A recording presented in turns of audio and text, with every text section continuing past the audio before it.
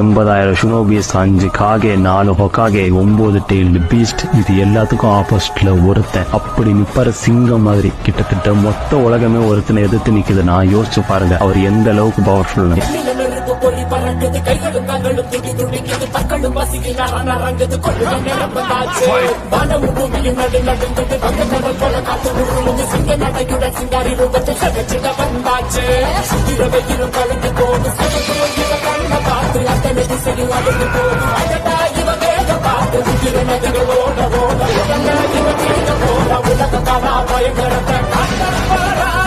சூரகாத்த போல வராடா, சதுக்கு போட்டு